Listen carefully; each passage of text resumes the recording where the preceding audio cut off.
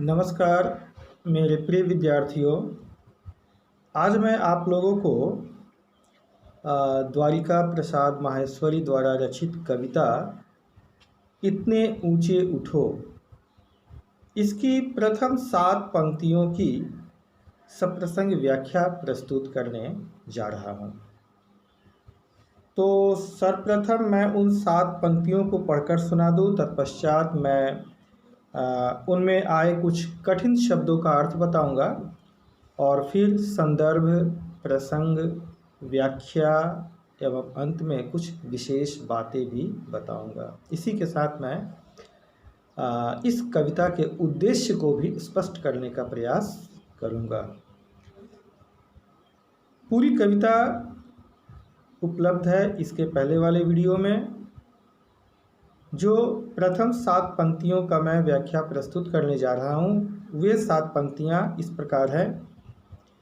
इतने ऊंचे उठो कि जितना उठा गगन है, देखो इस सारी दुनिया को एक दृष्टि से, सिंचित करो धरा समता की भाव वृष्टि से, जाति भेद की, रंग वेश की, काले गोरे रंग द्वेष की, ज्वालाओं से जलते जग में इतने शीतल बहो कि जितना मलय पवन है।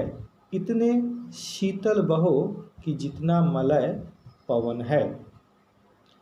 तो सर्वप्रथम मैं आप लोगों को कुछ कठिन शब्दों के अर्थ बता दूं, और वे कठिन शब्द हैं। सिंचित करो यानी सींचो, सींचना, पेड़ पौधों को जल देना।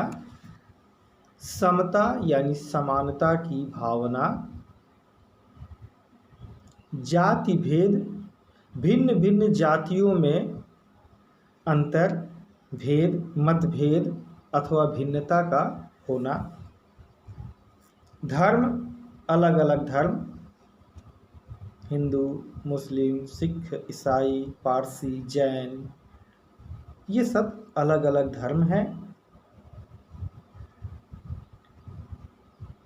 वेश यानी पहनावा, धर्म के अनुसार, स्थान विशेष के अनुसार और मौसम विशेष के अनुसार भी लोगों का अलग अलग पहनावा होता है, जिससे लोगों में भिन्नता देखी जा सकती है। काले गोरे रंग द्वेष की, काले गोरे रंग द्वेष की अर्थात कोई काला है तो कोई गोरा है।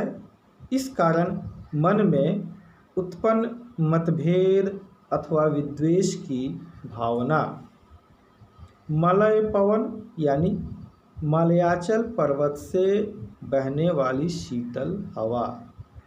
मलयाचल पर्वत से जो हवा बहकर आती है वह अत्यंत ही शीतल होती है, मन भावन होती है। इसलिए कवि ने यहाँ पर मलय पवन शब्द का प्रयोग किया है। अगला शब्द है संवारो यानी संवारना, सजाना, रूप सौंदर्य को निखारना। तूलिका, कूंची यानी ब्रश। मैं इस कविता में आए संपूर्ण कठिन शब्दों का अर्थ बता दे रहा हूँ, ताकि आगे की जो जिन पंक्तियों की मैं व्याख्या प्रस्तुत करूँगा वहाँ आप लोगों को समझने में कोई कठिनाई न हो। रंग उभारो यानी रंगों को और भी चटकदार बनाओ, स्पष्ट करो, परिष्कृत करो।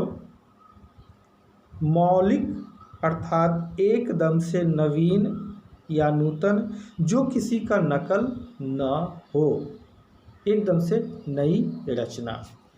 अच्छा, कुछ और भी शब्द हैं।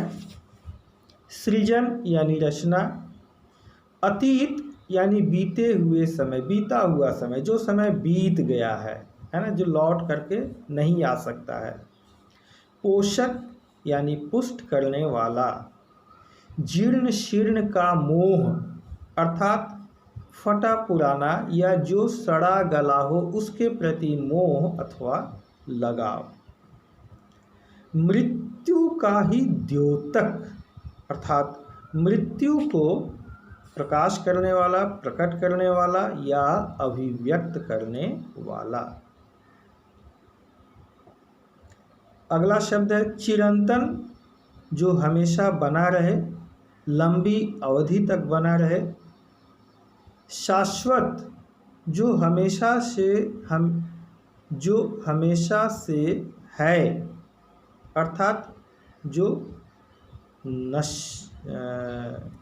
अविनाशी है ना, जो अविनाशी है अर्थात जिसका नाश संभव नहीं है।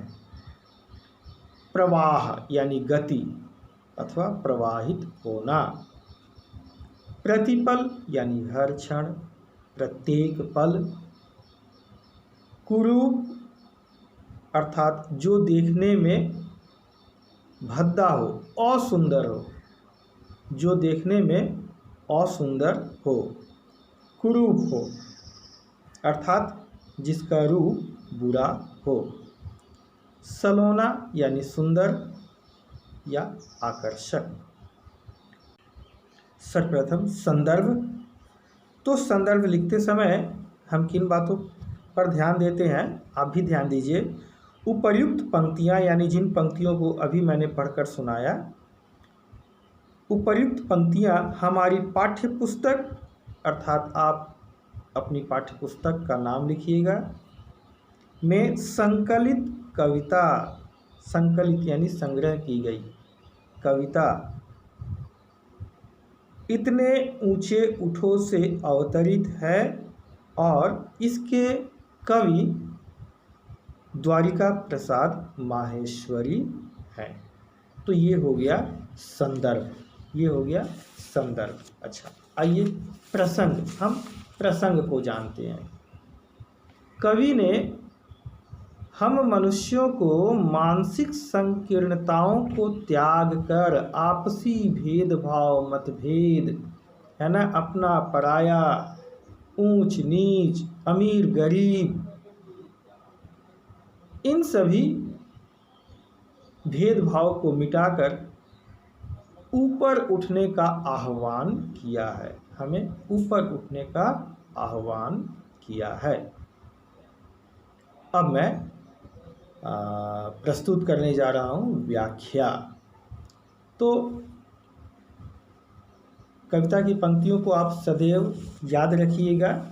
इतने ऊंचे उठो कि जितना उठा गगन है, अर्थात कवि द्वारिका प्रसाद माहेश्वरी ने अपनी कविता इतने ऊंचे उठो के माध्यम से मनुष्यों को ऊपर उठने, अर्थात असाधारण अथवा महान बनने का आह्वान किया है, प्रेरित किया है।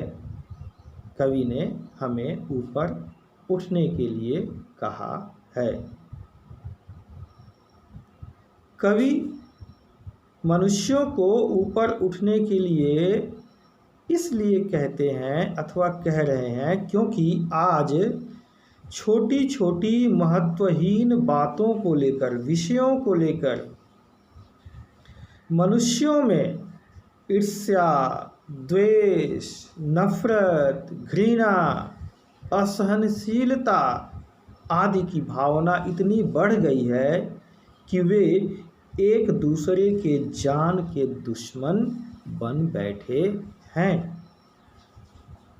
इसलिए कवि हमें कहते हैं कि हमें जाति, धर्म, रंग, पहनावा अथवा पोशाक जैसी महत्वहीन भिन्नताओं को त्याग कर ऊपर उठने की आवश्यकता है और संपूर्ण विश्व को समानता रूपी वृष्टि के जल से सिंचित कर, अर्थात सींच कर अत्यंत ही शीतल, जैसे कि मलयाचल पर्वत से बहकर अथवा चलकर आने वाली शीतल हवा है, उस शीतल हवा की तरह समाज में अथवा विश्व में शीतलता लाने की आवश्यकता है ना।